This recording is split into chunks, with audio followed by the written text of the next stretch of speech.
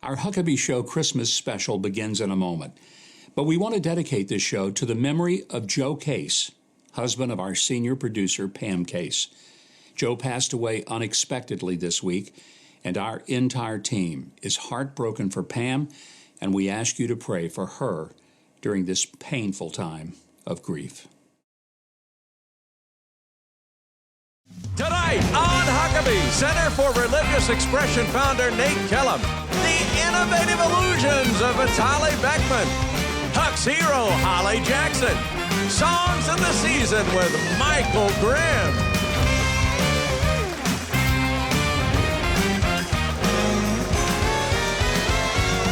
That's Trey Corley in the Music City Connection. And I'm your announcer, Keith Bilbrey. And now, here's Mike Huckabee!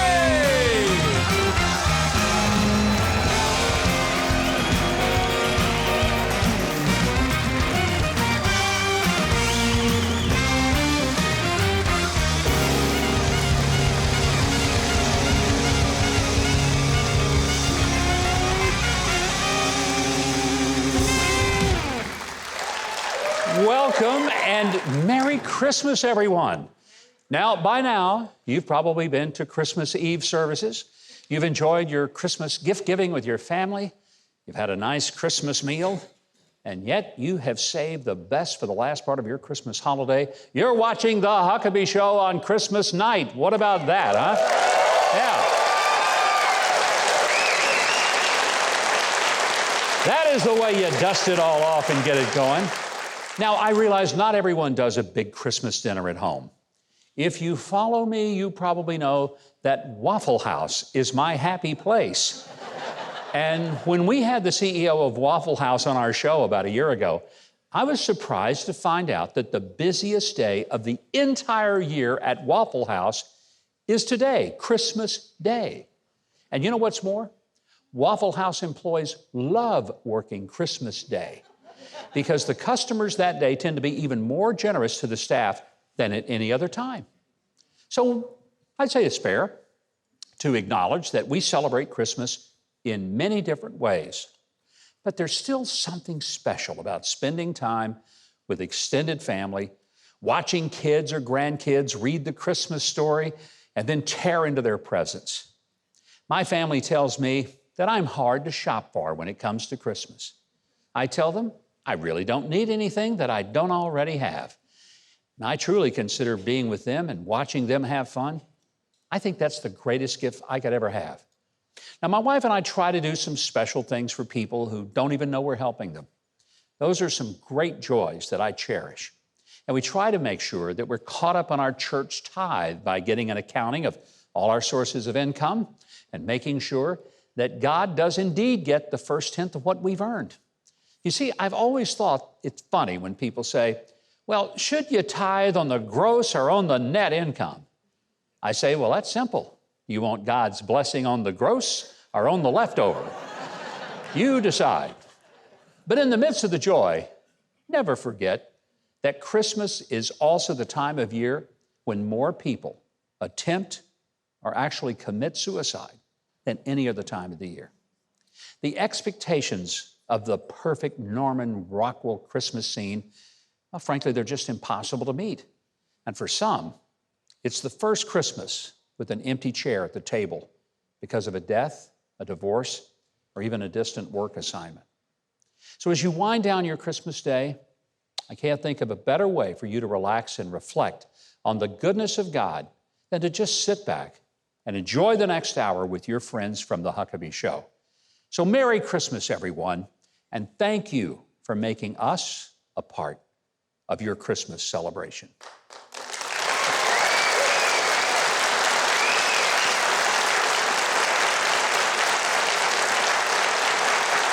Now, in the spirit of Christmas, Trey, Keith, and I are doing a little secret Santa / white elephant gift exchange. Now, I ended up with Trey.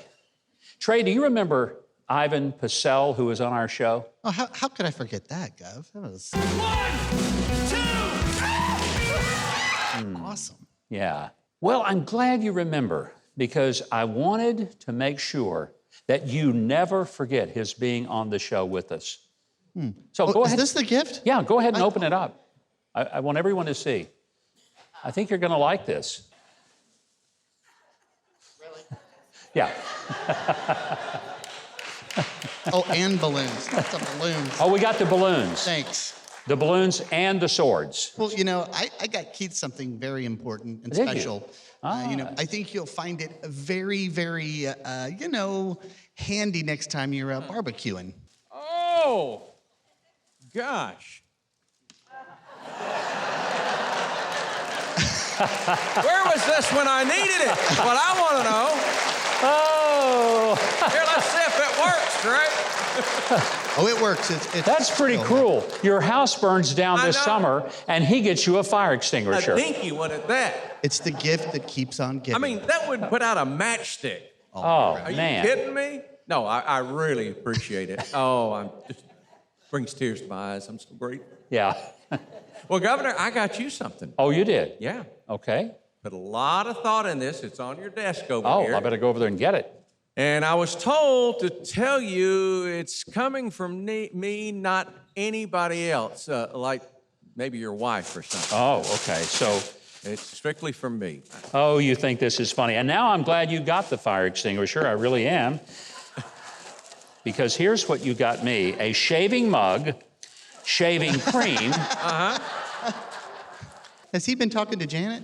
I think he has. My wife is the one person on earth who is not as happy that I have grown this beard. Look, I needed to do this because, as I've said, under this new economy, if Biden continues as president, I'm going to have to moonlight as a department store Santa, and I need an early start. So. Thank you, Keith. I don't want to see you re-gifting that thing. That's exactly what's Really happening. hurt my feelings. I'm not saying I'm going to use it this week, okay? I just don't know. But thank you very much. Hey, we've got a night full of thoughtful and inspiring guests. And unlike Keith and Trey, we've got fantastic music from Michael Grimm, along with our very own Trey Corley and the Music City Connection, and a whole lot more. All of that is coming up after the break, so do not go away.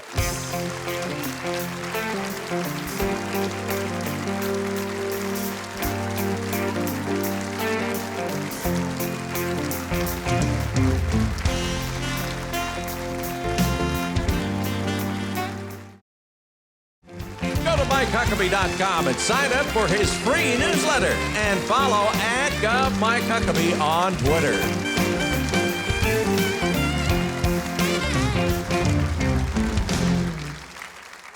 And welcome back. Now, today we celebrate the hope and peace promised to us by the birth of a baby born to a single mom in a time where there was no one more ostracized in society than a single mother who had her child out of wedlock. Mary knew what might happen to her when God called her to carry the Messiah, but she embraced that responsibility anyway, and she carried the child. This baby was special, not just because he was the Son of God, but because, like all babies, he was created by God. The Supreme Court is currently deliberating over Dobbs versus Jackson Women's Health, which is a very important case that could overturn Roe v. Wade. Now, this wouldn't end. It would be a great step, for sure. It would not end the stain of abortion on our country, but it would be a hopeful step in that direction. And today, as we celebrate the birth of Jesus, we ought to pray for the births of millions more. Nate Kellum is founder and chief counsel of the Center for Religious Expression. He's had a firsthand look into the deliberations by the Supreme Court. Would you please welcome to our show, Nate Kellum. Great having you here, and very timely, because over the past couple of weeks, the Supreme Court, they've heard the case from Mississippi. You were there for those deliberations and heard. Tell us from inside the courtroom what you thought was really significant that you picked up on. Well, I don't want to count my chickens, and I don't want to count my justices before they hatch. Which are sometimes chickens, by the way, just to be sure. Certainly. But I am very optimistic, and I was very excited about what I heard. The reason was, going into the Supreme Court arguments, we knew that there were probably three justices, Kagan, Sotomayor, and Breyer, who would probably support Roe. And then 3 others, and that would be Justice Alito, Thomas, and Gorsuch, that probably would not. What you didn't know about were the other 3, and I was really encouraged. Like Justice Kavanaugh, and I thought he was spot on, Mike, because what he talked about is, he said, the Constitution is really silent on the issue of abortion. It's neither pro-choice nor pro-life, so why are we in the abortion business? And I think that's been the big conversation since 1973. The court was only supposed to look at what did the law say, and there was nothing in the federal law, and certainly nothing in the Constitution, that dealt with abortion. And they made up something in order to federalize it, because at that time they knew the legislature didn't have the will to make a decision one way or the other. So we ended up with a legislative fiat from a judicial branch, which is in itself unconstitutional. That should never happen, and that's exactly what happened with Roe versus Wade. But I'm very hopeful we're finally getting to the point where we're going to put that case to an end. Nate, some people think, well, if Roe Wade were repealed, it means abortion is illegal. But it doesn't really mean that. It just turns it back to the states. No, but as you mentioned at the top, it's a very hopeful step, because what it does, the Supreme Court should have never, as Justice Kavanaugh noted, should never been in the abortion business. It's really the domain of the people. It's of the state. So it goes back to individual states. And what you'll have is that, well, Arkansas, Mississippi, Tennessee, if Roe versus Wade is overturned, well, you're not going to see abortions there. Yeah. But you probably will continue to see them. Praise which is God. great. None. But you'll probably still see them in New York and California.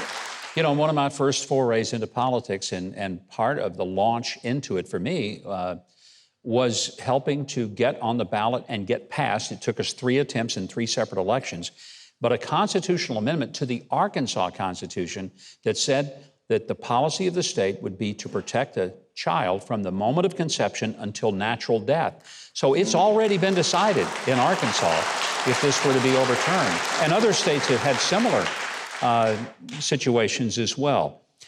The big question, I think, comes, what's next? Where will this go? Even if this case gets settled, is there yet another step that we might see that would bring us back to sanity and a civilized society where we don't take the lives of unborn children at will?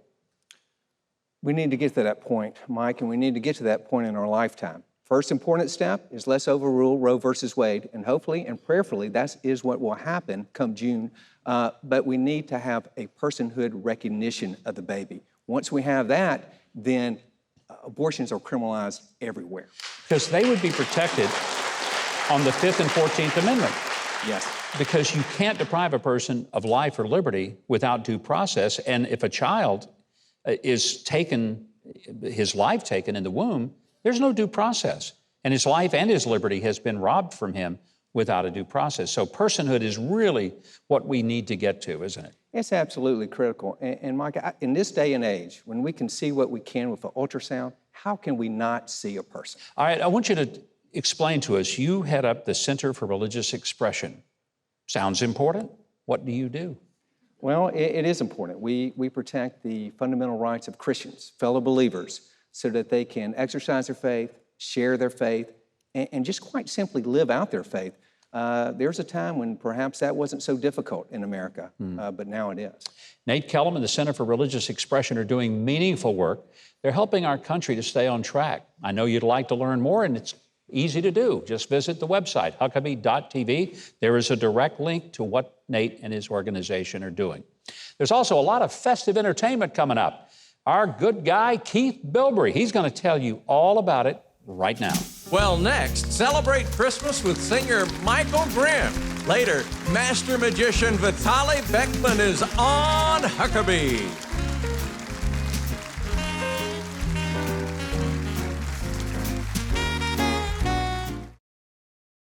Here to sing Christmas in New Orleans from his album Sleigh Bells Not Included.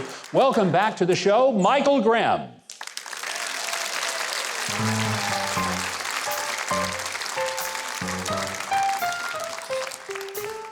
Oh, come on, take me to New Orleans, guys.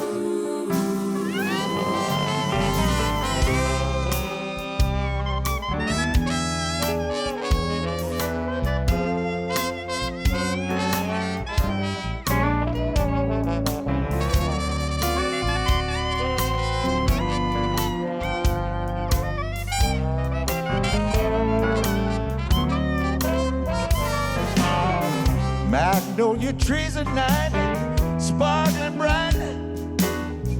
Fields of cotton looking wintry white. When it's Christmas time in New Orleans.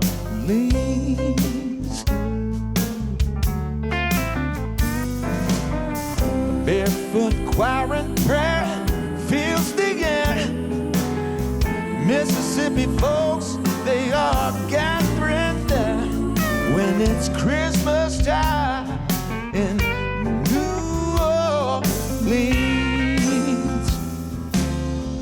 You'll see a Dixieland Santa Claus leading a band to a good old Creole beat. And golly, what a spirit, you can only hear it down on Basin Street. Yeah, your cares will disappear when you hear hallelujah, St. Nicholas is here. When it's Christmas time in New Orleans.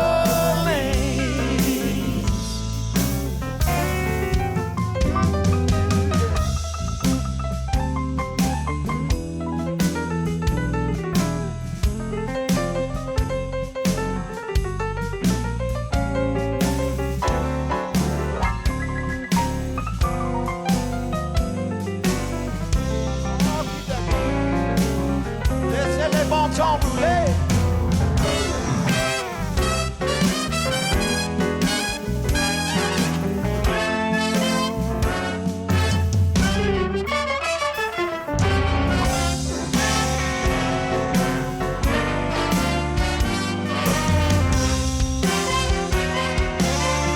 Yeah, you'll see a Dixieland Santa Claus leading a band to a good old Creole beat.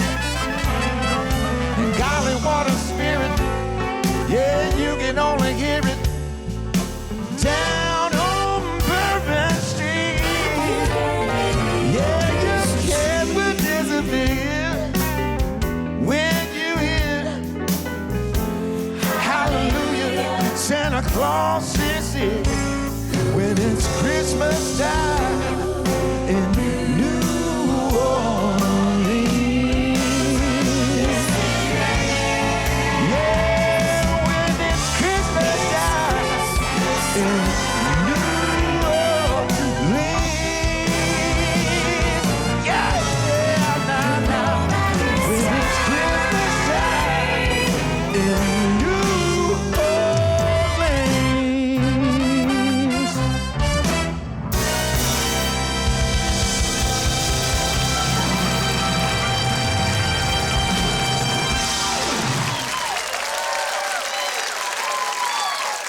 Michael Grimm will perform this Christmas later. Huck's hero Holly Jackson is next. Stay with Huckabee. Well, I want to thank you for giving and praying for Samaritan's Purse this year so that they could do the incredible work in local communities as well as around the world. I'm thankful to be able to give to such a wonderful organization, and I know that being a good steward of the blessings that God has given to me, to you, it's just something that when we can help others through Samaritan's Purse, it's a good thing. This coming year, I hope that you'll pray about partnering financially with Samaritan's Purse. Simple, call them or go to their website so that they can continue the impactful work that they've been doing. Thank you, and God bless you for being a part of their great worldwide mission. Well, you know, a walk through a small Christmas town sounds like a real treat right now, and Keith Bilbrey has just the ticket to such a town over in East Tennessee that is most definitely our kind of town. In the Great Smoky Mountains, you'll find a wonderful Christmas time oasis, the little mountain town of Pigeon Forge, Tennessee. Pigeon Forge is a wonderful place to visit year-round, but it's Christmas time that it truly shines. They know exactly how to make you feel merry and bright. Festive decorations, displays, and millions of twinkling lights adorn the town during Yuletide. Find that perfect gift in the warm and friendly gingerbread and gumdrop shops. Everything, and I mean everything, is Christmas themed. It's a winterful wonderland, and they call it Winterfest. With countless Christmas theme events and attractions, you won't know where to begin. They have Christmas musical shows and comedy dinner theaters, as well as a live nativity. Drive through the dazzling tour of lights, ride the giant Ferris wheel, or have a story time visit with Santa. And there are Christmas trees everywhere, even in your hotel room. Oh, they have fabulous hotels, by the way.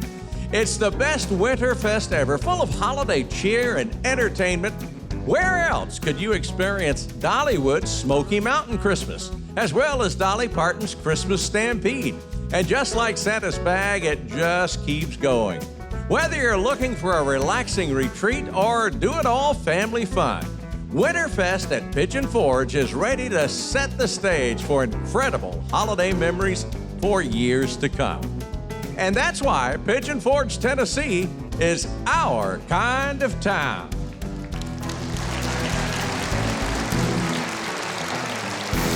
That looks like a wonderful experience over at Pigeon Forge. We want to say thanks to the wonderful town of Pigeon Forge, Tennessee, for letting us explore all the offerings they've got over there.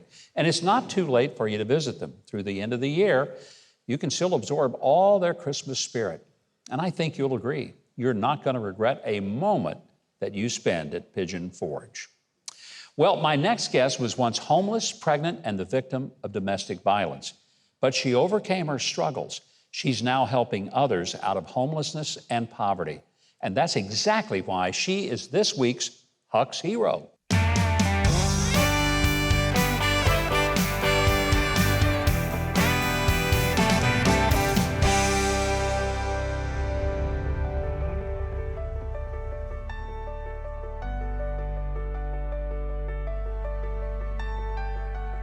My name is Holly Jackson, and I'm the founder and the creator of Walls of Love from Cleveland, Ohio.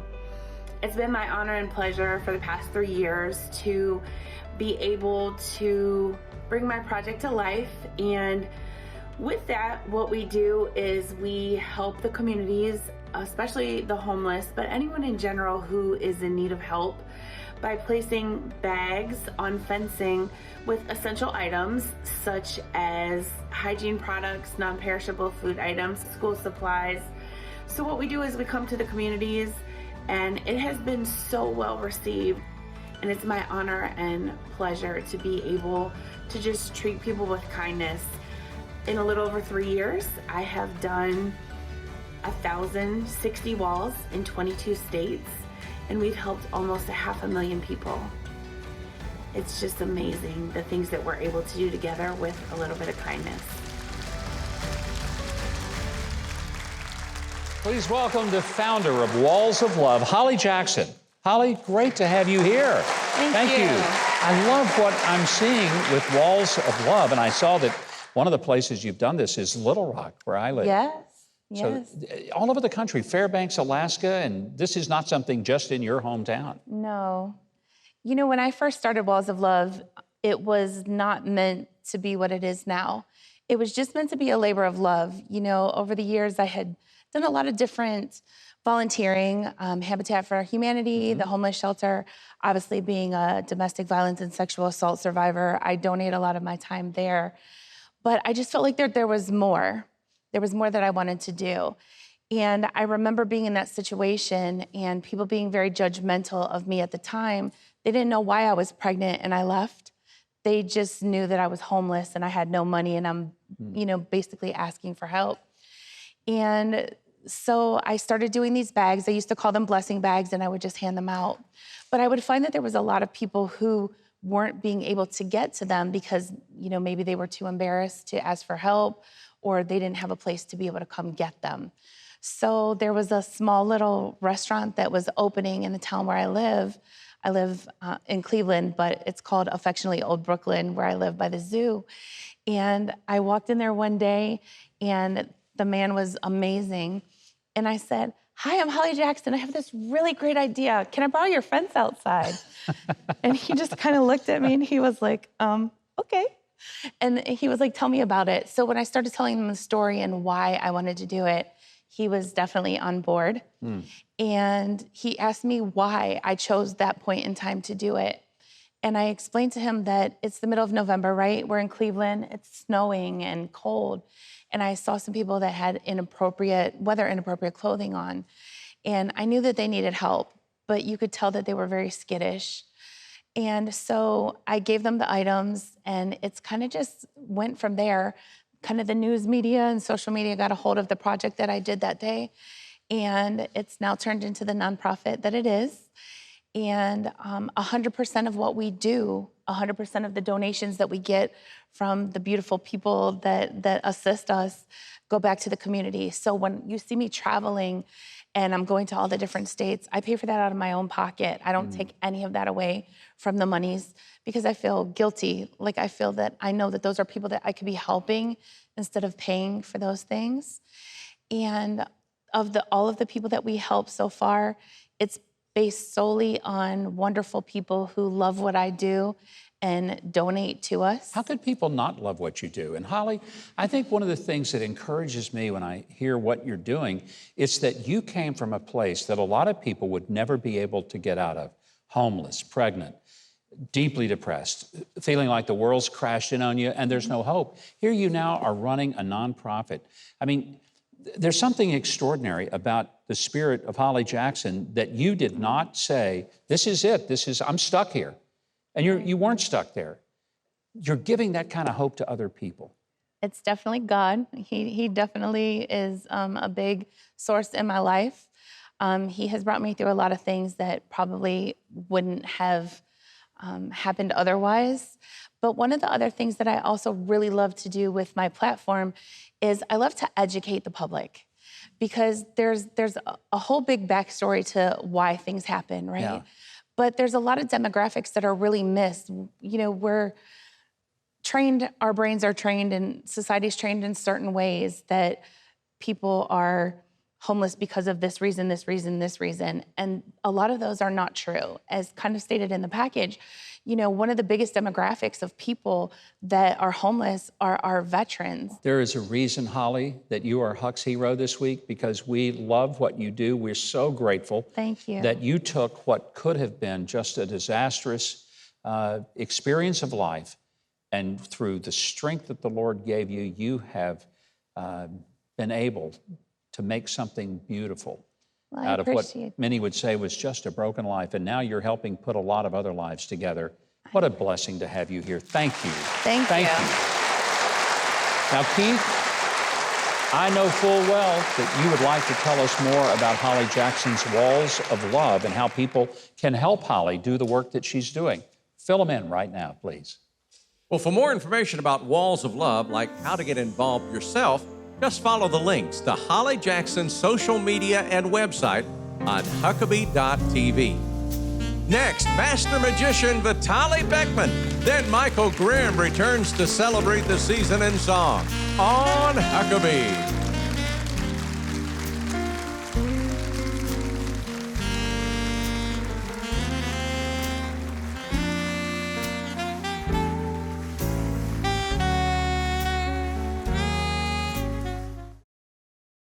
Next week, join Mike's guest actress and author Alicia Witt and R&B group The Spinners.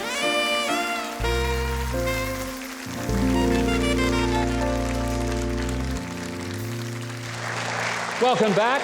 I got to tell you, my next guest has been called both amazing and ingenious, and not just by anybody, but by Penn and Teller, whom this guy has fooled twice.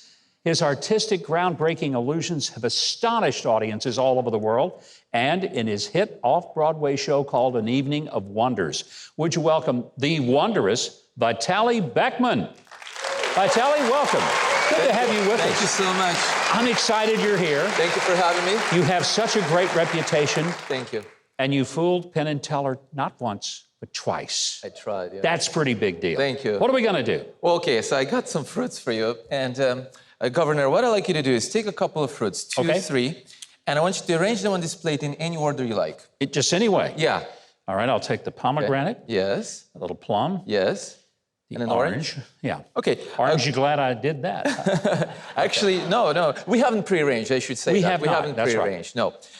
Governor, would you like to change any of the locations? You can swap the fruits if you want, or you can keep them the same. Totally up to you. You know what? I'll move the plum in the back. Okay. So that no one can see it. There we go. So the plum. And you left out the apple. Would you like to swap the apple with any of these fruits or leave it out? We'll leave it out. Leave it out. Yeah. All right. And you know, which camera is filming this? I want to make sure that because you put the plum here at the back, I just want to make sure that they see it, which is good. We're going to keep it at the back. Okay. So, you know, I used to arrange fruits just like that when I was a little kid and paint them. And then I started doing magic and I started practicing with a deck of cards.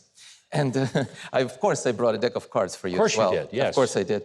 And so I just want to show you that all the cards here are different. And Governor, what I'll ask you to do, we're going to do this at random. I just want you to go ahead and touch one of these cards, anyone you like. Just any of them? Anyone. That one. This one right here? Okay, let's remember it. I can see it, and let's also make sure the camera can see it. Can the camera see it? Yeah? Yep. We're going to place it right here on this little envelope that was sitting here. Okay. And we created an arrangement of still life and a playing card, or art and magic. And that's what I do in my show. I combine art and magic in a unique way. And this little envelope was sitting here all this time.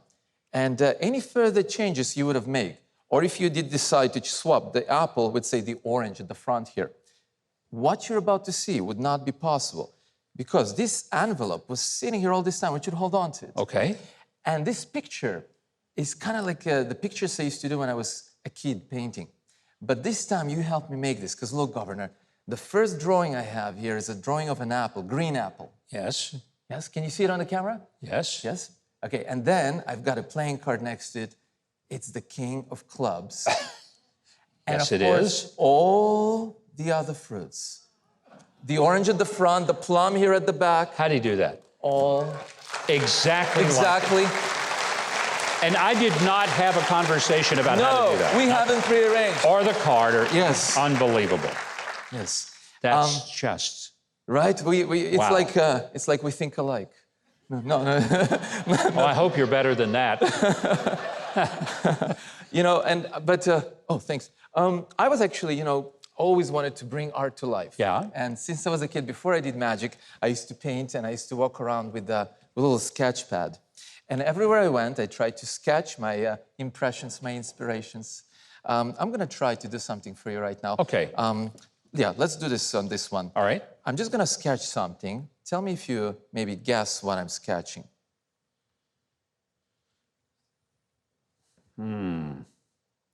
I'll add some detail. It's looked like a leaf. Yes, Okay. got it. So I'm not Van Gogh. Don't ask me the species of the tree. No, I wouldn't know. It's just random. Okay. But one of the beautiful things I love about magic that unlike in art where you can place your imagination to paper, you can actually make it real. You didn't have anything in your hand No, just no. then. And you can even remove it from the page.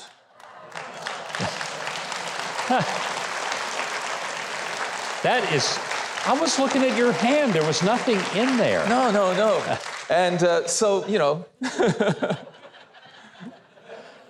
That so- is just amazing. Thank you. And you know, this signifies you know, life, and everything I do is about creation, and I create all of the magic I do.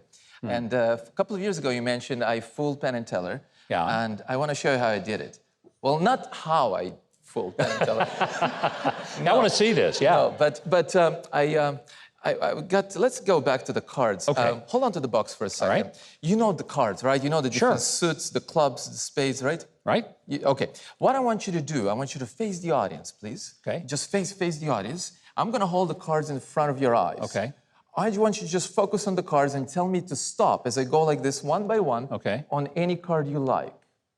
Anytime, take your time. It doesn't matter.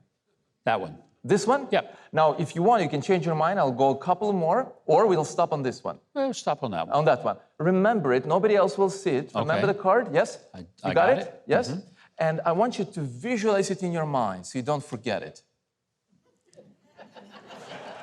Okay? There's some dust up there, but it's coming. Okay. I got it. Because nobody else saw the card, only you, Okay, Governor. So yeah. if you forget it, then We're in have to trouble. start over. Yeah.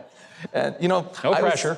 I was trying to guess actually people's playing cards since I was a little kid. And I was born in Russia, so back then. Yeah. And I've got a picture to show you when I was about 3 years old with a playing card in my hand.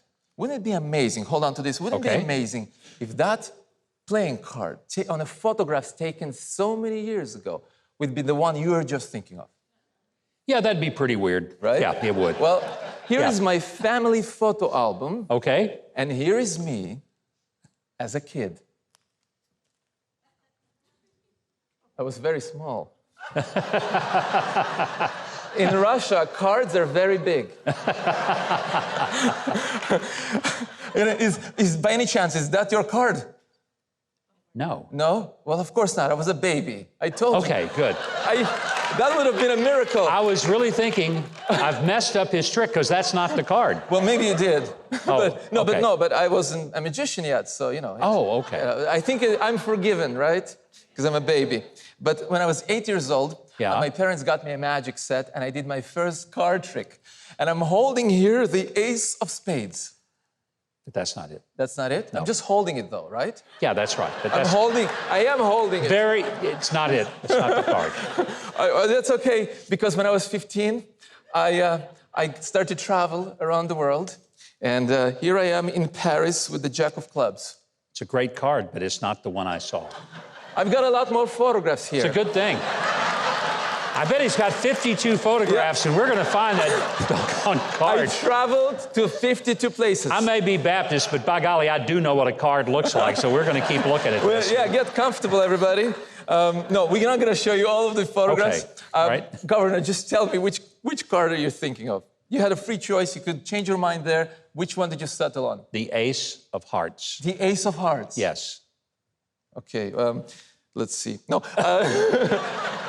you see, I'm going to show you the last photograph because I got better with the age. So the most recent photograph, the most recent place I had a chance to visit was a few years ago in London. And here's the very last photo. It's me with the Ace of Hearts in London. Governor, do you see me? Ace of Hearts and myself. There is a lot of traffic in London. It's busy. I'm looking. Okay, Governor, Ace of Hearts, yes? Where? Let's have a look at it up closer. Let's have a look. Come here. Let's see if it... Okay. Wait. What was that? Did you hear something? Wait, listen. I heard listen. something. Sounds like a bus. There's a lot of traffic. A lot of huh? traffic. Listen again.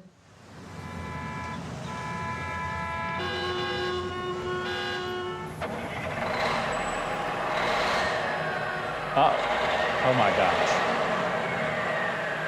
No way. No stinking way. Look at that. Unbelievable. Hold on. You can feel this. If you can feel it. Actually, let me take this out for you. Hold on. Hold your applause. Let me take this out for you. I want you to have a look at this up close, Governor. Is this an ordinary photograph? It is an ordinary photograph. The bus moved. It stopped And right it's- now. You can feel it in your hands, yes?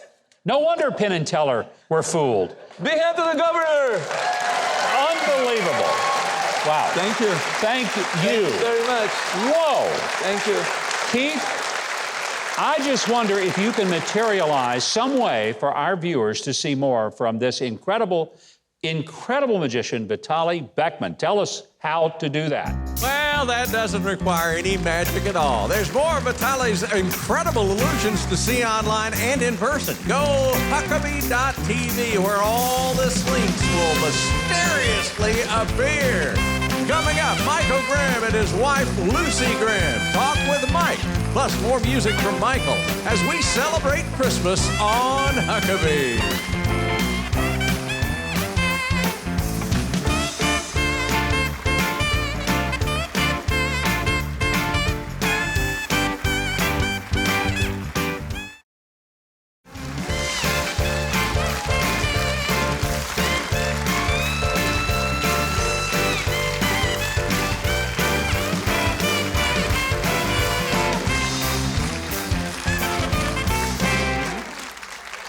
All right, we've been saying this throughout the show, but in case you didn't hear us, I want to remind you that you can learn a whole lot more about tonight's guest, as as well as enjoy exclusive content and watch full episodes of this show on the brand new Huckabee.tv website. Now, I know you've already done all your Christmas shopping, of course, but if you're missing the gift that you really wanted this year, we got a solution. Because while you're visiting Huckabee.tv to check out all of our wonderful guests, you can click the shop button at the top of the home screen. That's where you're going to find all the wonderful t-shirts and mugs and hats that you could possibly want. And the best of all, everything in that little merchandise store is 100% made right here in America. America's made. Yep. And that's not easy to do these days. So it's simple. Go to Huckabee.tv and click shop at the top of the home page. Michael Grimm's powerful and soulful voice has amazed millions of television viewers who voted him the winner of Season 5 of America's Got Talent. Now, before he blesses us with another song, because he's already just knocked our socks off with the first one, Michael Grimm joins us here with his wife, Lucy. Would you please make them welcome Michael and Lucy Grimm? Great having you guys here.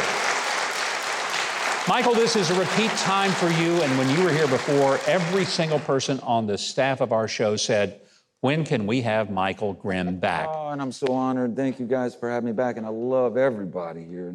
Such hospitality. Well, we want you to be a regular and come back as often as we can get you. That will be my honor, absolutely. You have such a gift, a true gift. And we wanted you here because you've got this wonderful album called Sleigh Bells Not Included, with some stuff that you're doing for us tonight. But you know, I gotta be honest, I find your wife's story one of the most amazing. Lucy, you grew up under communism. I did. And your family came here in what, 1985 to get away from all that? Yeah, we immigrated in 1984, took asylum in Austria for about a year. We were sponsored into the United States, so we had to wait for our visas to clear and everything. I'm so excited when people have experienced the worst of the world's political systems and they are able to be freed from it. Yeah. And I wish that there were more younger people who knew what you know about life under a socialist or communist society. If you could go to a high school today, or heck, maybe go to Congress for that matter, and tell them, what would you want them to know about socialism? Well, I'm not politically driven, first off, but I experienced communism from the point of view of a child's perspective.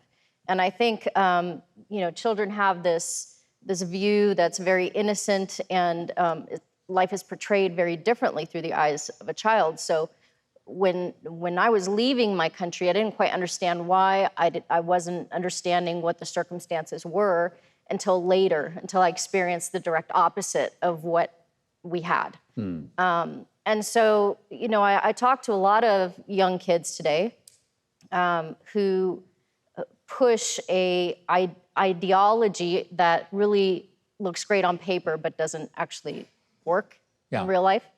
And I challenge them to visit some of the countries that are under that reign, and not just as visitors, but actually move, live, experience, and they will be crawling back to the United States because the opportunities here are just unsurpassed. You can do anything. And the diversity. Yeah. Yeah, you know, Michael, what a great sort of bookend to your story. You grew up in poverty in the Gulf Coast, a little town of Waveland, Mississippi, that got just wiped off the map with Hurricane Katrina. From there, you went on to win America's Got Talent. You always said to your mom that if you ever made it, you'd get her a new house. Get her the house, yeah. You won $1 million on that show. Yeah. Did she get the house? Well, after taxes, but... Doggone government took half of it, didn't it? So I wish I would have bought a house rather than build one from ground up. Yeah. That's for sure. That was a Overly task. ambitious. But yeah. But we got it done. You got to have extraordinary talent, which you obviously have, but you work really hard at it.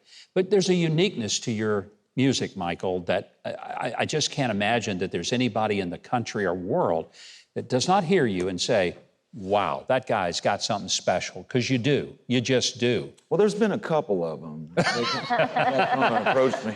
They're wrong, and you're right. I'm telling you now. You perform, you do a lot of performing in Vegas these days, and you've had opportunities around the world.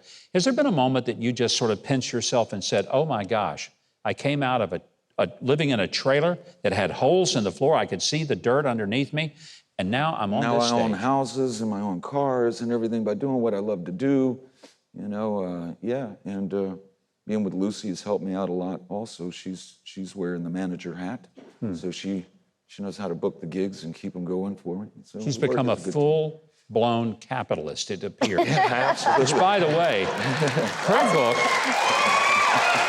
her book is called My Journey Home, Lucy Grimm. It's a wonderful story, her story, and it's one that I think you would find a great companion to getting Michael Grimm's wonderful music. You can get it, obviously, in CD format. This looks like a cassette. And I saw that and I said, wow, I haven't seen anybody do a cassette in a long time, but there's a little trick. Let's see, there it is. It actually is a USB, USB plug. Yeah. You can put the music, and that was your idea. Well, CDs are going out of style, apparently. We were at a few shows in Texas, and people were like, I'd love to buy a CD, but I don't have a CD player. And I went, oh. What about a cassette? Okay. Yeah. I got to figure this out. Let's really go retro. But this is so cool. You plug it right into your computer, the USB, and then you download all the music. Guys, I just love having you here. I cannot tell you how much. So much, Brad. And we are looking forward to having you back. Your story, what an inspiration and encouragement to us, and Michael's music. Again, all you got to do is call us and say, hey, we have an open date. You're booked. Simple as that. Because I want our audience to get Michael Grimm's wonderful Christmas recording. Keith Bilbrey is going to tell everybody here in the audience and at home exactly how they can go about doing that. While Michael Grimm gets ready to sing another song, you can read more of Lucy's inspiring story in her book, My Journey Home. Find links to stream or buy your own copy of Sleigh Bells Not Included by going to Huckabee.tv. Now, here to perform this Christmas with Trey Corley and the Music City Connection, here's Michael Grimm.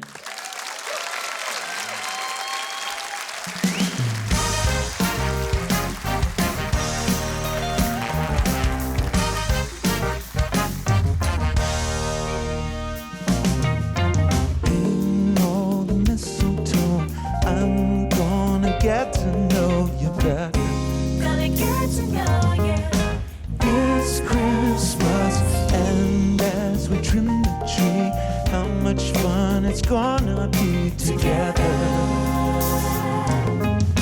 This Christmas, the fireside is blazing bright. We're caravan through the night, and this Christmas will be a very special Christmas for me. Yeah. Ooh, yeah.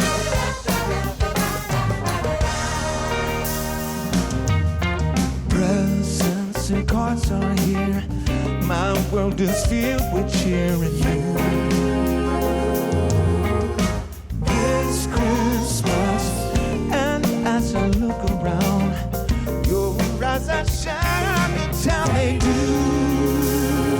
Oh, it's Christmas, the fireside is blazing bright. Every caravan through the night, and this Christmas will be a very special Christmas for me. Yeah.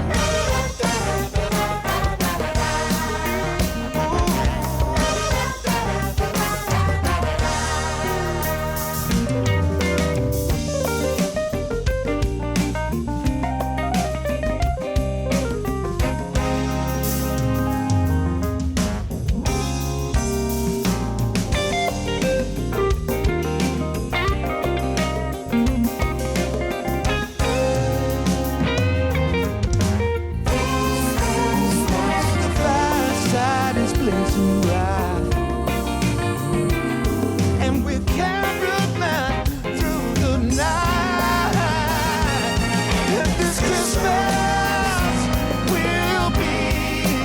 There